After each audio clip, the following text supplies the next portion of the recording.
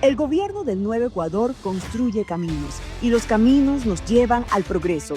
Ejecutamos obras de construcción y rehabilitación de vías, puentes y corredores estratégicos en todo el territorio nacional, con una inversión que supera los $400 millones. Recuperamos rutas que impulsan comercio, conectan cantones y devuelven seguridad a los ecuatorianos. También reactivamos rutas ferroviarias y fortalecimos la conectividad aérea, ampliando las opciones de movilidad y desarrollo. A esto se suman proyectos residenciales y soluciones de vivienda que mejoran la calidad de vida de miles de familias. Esto no es discurso, son obras, son personas, son historias que empiezan a cambiar. El trabajo continúa.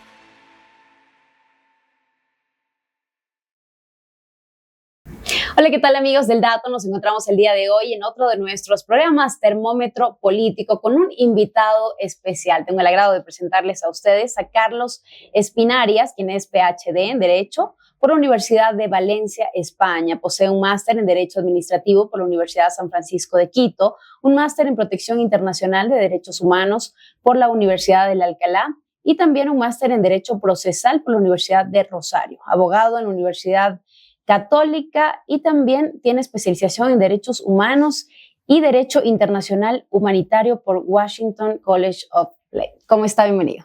No, muy buenos días. Qué gusto poder compartir con ustedes pues, y poder compartir con todos acá. Un gusto realmente. Tiene un currículum bastante lleno, ¿no?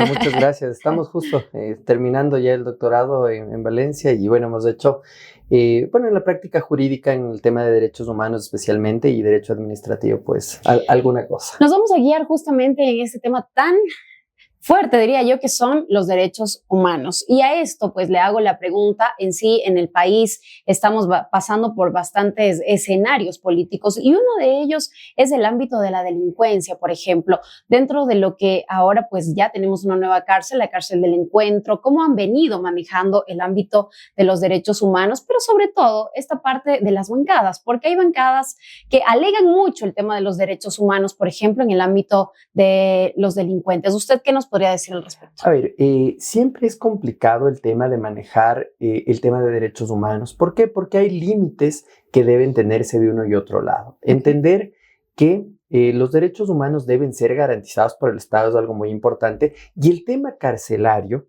es un problema que el Ecuador ha tenido prácticamente desde décadas atrás, porque claro, nos sorprendemos ahora de las cosas que pasan en las cárceles o cuando tuvimos en el año 2019 pues las masacres carcelarias y todos nos sorprendimos en ese momento, pero en realidad si nosotros veríamos lo que pasaba incluso ahí en las cortes, no solamente lo que pasaba pues en el ámbito noticioso, vamos a ver que en 1997 ya somos como Estado ecuatoriano condenados por la Corte Interamericana por temas de condiciones carcelarias. Entonces en realidad el tema carcelario es una herencia que viene de décadas, no es algo que viene de hoy. Lo que pasa es que hoy se ha agravado por otro tipo de contextos, el contexto del narcotráfico, el contexto del tráfico ilícito, por ejemplo, en la minería. Es decir, hay una problemática mucho más grande y globalizada. Entonces, lo que ha hecho es que esto se agrave. Pero el tema de la carcelario es algo que tenemos problemas desde el año 1997, ya en el caso Suárez Rosero, posteriormente lo mismo pasó en el año 2004 en el caso Tibi, y así más o menos Ecuador debe tener al menos entre 8 y 10 condenas que están vinculadas a temas carcelarios, es decir, a condiciones de carcelarios, a cómo se ha dado el manejo carcelario. Entonces, en realidad no es un tema actual, es un tema complicado y claro, que combina muchos factores, ¿no es cierto? Delincuencia organizada, que es algo que ha ido, pero que se ha incrementado, y por otro lado también otro tipo de delincuencia. Entonces es muy complicado. Pero a su vez, bueno, vemos de este lado donde, como usted lo menciona, tenemos ya una condena y tiene mucha razón, porque recién fue en las cárceles, por ejemplo, antes de que se haga la cárcel del Encuentro, que estaban hablando de un tema de tuberculosis, por ejemplo, con los presos, pero a su vez también hubo una época en la cual esto no se vio, al contrario, pues usted sabe, encontraron como mucha, se podría decir, a carta abierta para los presos en el ámbito de que había piscinas de truchas, por ejemplo, que vivían como en departamentos internos dentro de las cárceles. Entonces, ahí yo creo que en cambio los derechos humanos como que tal vez se salieron de control, ¿o qué nos puede decir? Claro, ahí que estamos viendo, es interesante su pregunta y muy pertinente. Lo que sucede es que se expresa de todo lado, porque quiere decir que este descontrol que ha venido, digamos, en el pasado, yo lo decía, una condena del 97 por hechos que fueron anteriores. Uh-huh. ¿Qué quiere decir? Había un descontrol, porque por un lado, como usted bien señala, dice hay un tema de tuberculosis, hay un tema de hacinamiento, pero por otro lado también teníamos pues personas que vivían el privilegio carcelario. Entonces, uh-huh. ¿qué quiere decir? No ha habido un debido control estatal en esos espacios. Y eso es algo grave, y esa es una herencia que se viene y que hoy está explotando, porque es muy duro lo que sucede. Imagínense en el año 2019, pues cuando se dio todo este enfrentamiento, vimos qué tan armados estaban dentro, en este caso, las personas privadas de la libertad. Uh-huh. Y sabemos que son, en muchos casos, pues personas que no actúan solas, no es solamente están dentro del recinto carcelario, sino tienen conexiones con grupos armados que están fuera, con grupos organizados que están fuera. Y eso es lo grave. Pero lo que yo diría en este caso es que es muy duro el tema carcelario, están muchos temas de derechos humanos en juego. Lamentablemente se ve un descontrol que ha habido, porque, claro, no tiene sentido que por un lado hay ciertas personas privadas de la libertad, pues llenas de ciertas carencias, que no pertenecen a grupos organizados, que no pertenecen a grupos de delincuencia organizada, que no están vinculadas a bandas transnacionales incluso, y por otro lado, pues había otros espacios de personas que vivían realmente en espacios de privilegio, que en un punto vimos, hasta grabaron videos y otras cosas, ¿no? Ese es el problema, esta falta de control. Entonces, se debería tener un control un poco más fuerte a nivel estatal, menciona usted. Exactamente. A ver, si nosotros vamos solo desde el aspecto de derechos humanos, que sería, bueno, desde algún lado puedo decir el aspecto teórico, he participado también de muchos litigios, vamos a encontrar que el control estatal es la fuente de esto. Uh-huh. Pero lamentablemente yo tengo que decir que en nuestro estado es algo muy duro. O sea, hemos visto, está la policía, ahora está el ejército también tratando de coadyuvar estas tareas de seguridad interna. ¿Por qué? Porque tenemos temas transversales. Claro. Ya no, el Estado ya no es un Estado aislado donde solamente está luchando él con su criminalidad interna. Este es un tema donde tenemos, se puede decir, bueno, vienen raíces largas desde otros lados, justamente por los temas de tráfico de sustancias ilícitas, minerales. Entonces es algo muy complicado, no tienen armamento, están sofisticados. Ajá. Sí, realmente pues eso es algo que, y hemos visto, creo yo, un cambio, ¿no? Con esta nueva cárcel del encuentro como tal aquí, que ya se dio la apertura, pues hay como que un poco más de control y se ha quitado, por así decirlo, pues estos privilegios a estas personas. Yéndonos a un tema un poquito más micro, hace una semana más o menos estamos pasando ya lo que fueron las fiestas de Quito y demás, pero volvemos a entrar al tema de derechos humanos con este tema tan fuerte que fue esta comunidad LGBT en una que fue antes de iglesia en la capital, por ejemplo. Y ahora están alegando mucho justamente el tema de que debería haber esta aceptación, pero también está el otro lado, ¿no? De la iglesia en este caso. Sabemos que los quiteños en sí son personas muy, muy creyentes, y ahora vemos del otro lado. ¿Qué opinión le merece a usted esto como profesional en el derecho y aparte de esto en este ámbito de los derechos humanos? Porque pues estamos con los dos, ¿no? Y es un tema bastante complicado. Sí, usted ha topado unas preguntas que son complicadas pero importantes, porque, a ver, ¿qué es importante con respecto? O sea, todo al final tiene un tema de derecho a la libertad de expresión, son libertades, derecho a la libertad religiosa, derecho a la libertad de asociación, cuando vemos los temas, por ejemplo, de protesta social. Entonces, en realidad, ¿qué es importante acá? Encontrar un espacio democrático donde las ideas puedan ser debatidas, donde todos podamos expresarnos y encontrar un equilibrio donde, claro, no se afecten los derechos ni de unos ni de otros, es decir, donde no se afecte a la libertad religiosa en general, que vivan las personas, que puedan hacerlo libremente, y que de otro lado, pues también en una sociedad democrática pueda haber el diálogo suficiente, es decir, podamos expresarnos sin generar ningún tipo de, digamos, de afectación a otros. Pero yo creo que aquí el tema central es el equilibrio que nos enriquece como sociedad. Es decir, nos enriquece porque nos permite tener distintas visiones. Lo importante es, claro, no afectar los derechos ni de unos ni de otros, justamente para poder debatir. Y aquí hay casos muy interesantes. Por ejemplo, hubo el caso chileno de la película La Última Tentación de Cristo, que en un momento fue vetada pero posteriormente pues la Corte Interamericana encontró que había una restricción innecesaria en el caso de no poder pasar ciertas imágenes pues que podrían afectar de alguna forma a quienes son creyentes, pero en todo caso, ¿qué es lo importante? Encontrar ese equilibrio para que la sociedad pueda funcionar desde sus distintos sectores. Así es. Abogado, en este punto cumple 2 años de gestión el presidente Daniel Noboa. ¿Qué le parece a usted hasta ahora estos procesos? ¿Cómo se han dado? ¿Cuál es su opinión como ciudadano, como profesional ante esto?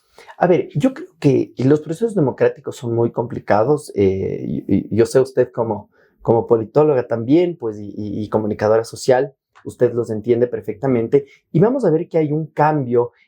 Siempre también tienen que ver cómo los distintos sectores sociales se relacionan. Vamos a encontrar que ha tenido pues momentos también complicados, momentos, a ver, es un gobierno donde le toca luchar contra el crimen organizado, que hoy, digamos, tiene una presencia muy fuerte. Sin embargo, la otra vez, me parece que fue aquí en este mismo medio, pues alguien que decía, en estas fiestas, pues me he sentido seguro, hemos visto mucha presencia policial, mucha presencia del ejército, lo que nos ha dado como ciudadanos una percepción de seguridad. Entonces, el desafío de este gobierno ha sido muy duro por el tema de seguridad.